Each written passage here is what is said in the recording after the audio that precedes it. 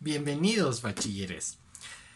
En el video de eudemonismo aristotélico platicamos sobre el centro de la reflexión moral en el pensamiento del Estagirita. Si no lo has visto, te dejo esta etiqueta en la que puedes dar clic para ver ese video. Decíamos que la eudemonía o felicidad es el bien supremo y que la vida buena consiste en ser feliz, es decir, actuar de forma correcta. Pero en uno de los fragmentos de la Ética Eudemia, Aristóteles dice que el placer y el sufrimiento son necesarios para alcanzar la virtud, porque promueven el buen hábito y evitan el vicio. Esta idea ha sido profundizada por un filósofo nacido en Samos aproximadamente en el año 341 antes de nuestra era, y que fundó una escuela llamada El Jardín, en la que admitía el acceso a las mujeres y los esclavos, a diferencia de la Academia de Platón. Me refiero a Epicuro de Samos. Piensa en un día común como cualquier otro. Despiertas y al poco tiempo notas que tienes hambre, pero debes hacer un trabajo de la escuela que dejaste pendiente. Así que te levantas rápido, tomas tus cuadernos y un libro. Comienzas a escribir y al poco tiempo te das cuenta de que las ideas en tu mente son confusas y que solo piensas en comer. Pasa media hora, una hora, hora y media, y entre más te esfuerzas por pensar en una idea que te ayude a terminar tu trabajo, ninguna viene a tu mente.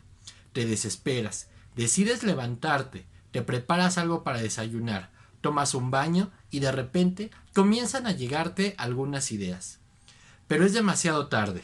Ya es tiempo de irte a la escuela y no terminas nada. Llegas a tu clase y te reprenden por no haber realizado la actividad.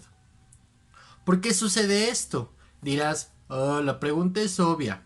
Y puede que lo sea, pero ¿te has detenido a reflexionar sobre ello? Quizá lo primero que te venga a la mente es que una persona con hambre no tiene energía para concentrarse en su estudio. Pero, ¿por qué? Pues Epicuro tiene una respuesta, quizá de las más importantes en la historia de la filosofía y que parte de la naturaleza del ser humano.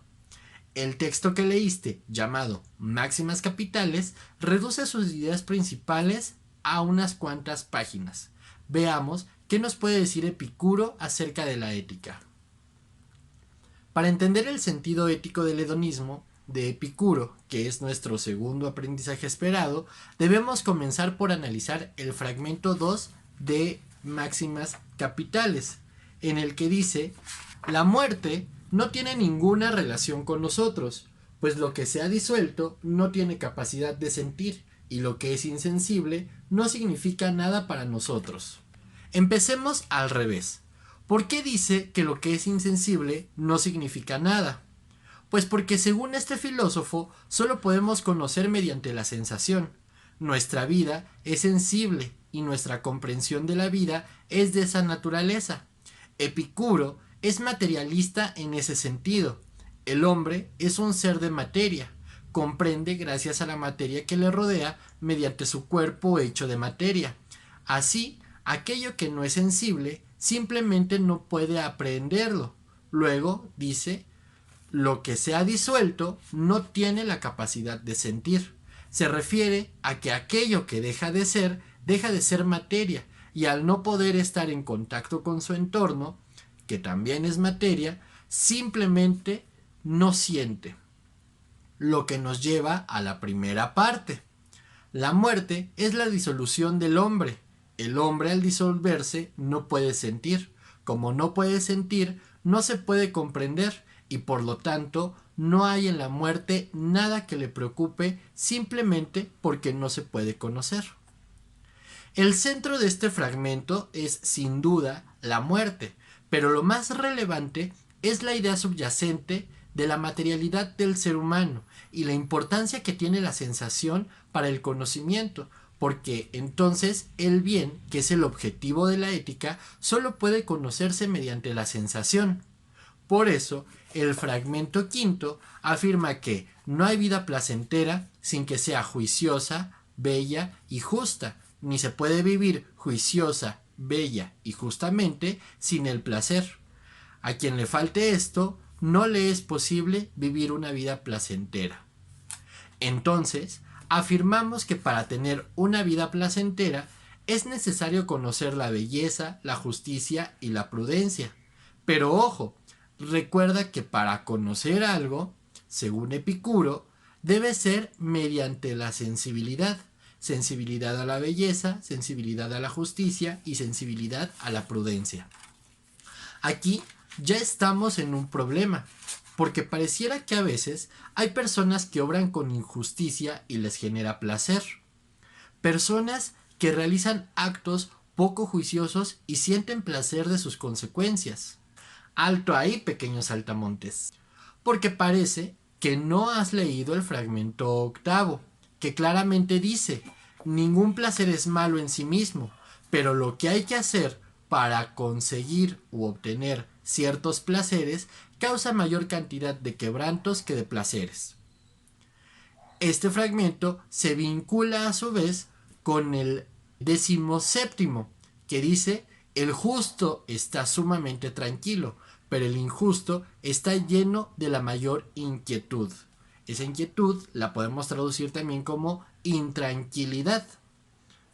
Así, efectivamente, hay personas que, por ejemplo, corrompen a otras, pagan mordidas para escapar de la justicia o realizan fraudes para obtener bienes económicos y supuestamente disfrutar de una mejor vida, pero su alma siempre reconocerá que dicha acción no fue la correcta y que esto puede tener consecuencias, aunque no las tuviera sobre él mismo. Sus acciones impactarán en todo su entorno, porque el que corrompe promueve la corrupción de los demás.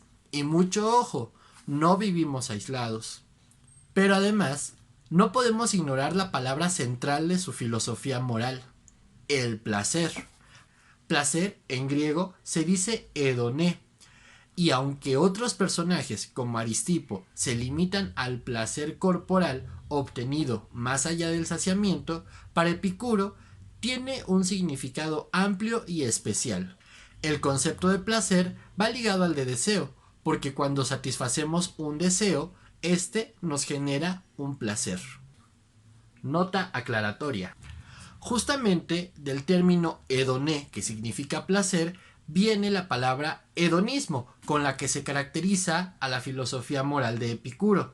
Pero debemos distinguir muy bien a qué se refiere con hedonismo. Para ello vamos a la definición que ofrece Nicolás Bargnano en su diccionario de filosofía de hedonismo. Y dice así: término que se aplica tanto a la búsqueda indiscriminada del placer como a la doctrina filosófica que considera el placer como el único bien posible y por lo tanto como el fundamento de la vida moral. En esta definición podemos distinguir ambas posturas. La primera, la que busca indiscriminadamente el placer, como la de Aristipo, y la otra, que ve que el único bien posible en este mundo es el placer y por lo tanto es el fundamento de la vida moral, como es el caso de Epicuro. Fin de la nota aclaratoria. Así, Epicuro dice en el fragmento 26: cuantos deseos, por no ser satisfechos, no conduzcan al dolor, tampoco son necesarios, sino que tienen un estímulo fácil de eliminar, ya que parecen ser generadores de dificultades o daños. Y en el 19, de los deseos, unos son naturales y necesarios, otros naturales y no necesarios, otros ni naturales ni necesarios, sino que provienen de una opinión vana. Como te darás cuenta, para Epicuro existen diferentes tipos de deseos y por lo tanto diferentes tipos de placeres. Veamos entonces. Dice que existen aquellos naturales y necesarios, es decir, aquellos que requerimos según nuestra naturaleza para existir. Por ejemplo, el deseo de comer. Tener hambre es natural en tanto que somos animales con un cuerpo, pero también es necesario para nuestra subsistencia. Comer es, por tanto, un placer necesario y natural que evita el dolor causado por el hambre. Cuando satisfacemos un deseo, evitamos el dolor anterior, en este caso el hambre, y el hambre deja de perturbar nuestra alma, llegando a un estado denominado ataraxia, en el cual ningún dolor nos perturba. Esta imperturbabilidad es el objetivo del placer buscado satisfaciendo un deseo. Otra nota aclaratoria. Definición de ataraxia. Término usado por primera vez por Demócrito y más tarde por los epicúreos y por los estoicos para designar el ideal de la imperturbabilidad o de la serenidad del alma, derivado del dominio sobre las pasiones o de su extirpación. Otro tipo de deseos son aquellos naturales pero no necesarios. En el mismo tenor, comer es un deseo natural, pero preferir comer pizza en vez de tacos no es necesario. No quita más el hambre uno que otro cuando se come en suficiente cantidad. Ya no es el dolor del hambre lo que evitamos en esta elección, sino la búsqueda de un placer muy particular vinculado más con el gusto que a la necesidad. Por último, tenemos los deseos que no son ni naturales ni necesarios. Por ejemplo, comprar alguna ropa en una tienda que esté en rebajas solo por moda o por presión es un claro ejemplo de deseo y placer que no es ni necesario ni natural. Aunque hay que distinguir entre estos diferentes tipos de deseos y placeres, recuerda que ninguno es malo, pero que lo que hay que hacer para alcanzarlos puede traer más quebrantos que placeres. Así, no está mal buscar algún placer no natural ni necesario de vez en cuando, pero si para satisfacerlo debes dañar o perjudicar a alguien o a ti mismo, no estás llevando una buena vida, bella y juiciosa, y por lo tanto no es realmente una vida placentera. Esto porque, según dice Epicuro en el fragmento 31, lo justo según la naturaleza es símbolo de lo conveniente para no causar ni recibir mutuamente daño. Lo ideal, dice Epicuro, es satisfacer racional dichos placeres. Por eso se conoce su ética como hedonismo racional, porque es la razón la que debe guiar esa búsqueda de placer, lo que nos distingue de otros seres. Pero no olvides la nota que hice previamente. No vive el individuo aislado, sino en compañía de otros humanos, y estos son necesarios para alcanzar una vida placentera. En una de las más bellas frases escritas por este hedonista, asegura que, de cuantos bienes proporciona la sabiduría para la felicidad de toda una vida, el más importante es la amistad.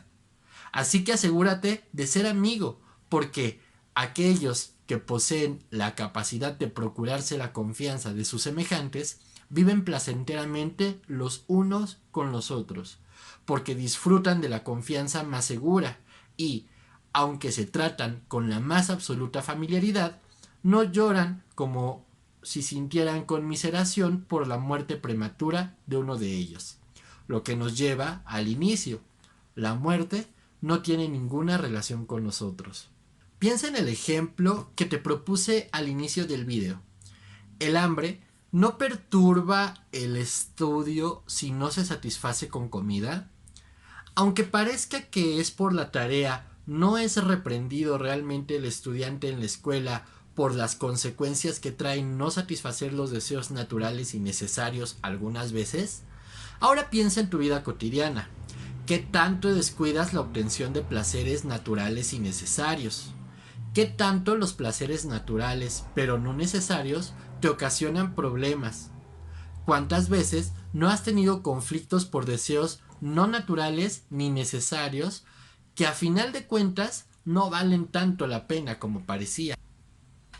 Epicuro nos muestra que el placer puede ser el centro de la vida moral, siempre y cuando esté dirigido por la razón, y que la tranquilidad del alma va acompañada por una vida justa, prudente y bella en nuestras acciones. Como invitación, te recuerdo la siguiente frase de Epicuro: que nadie, mientras sea joven, se muestre remiso en filosofar, ni al llegar a viejo de filosofar se canse, porque para alcanzar la salud del alma nunca se es ni demasiado joven ni demasiado viejo.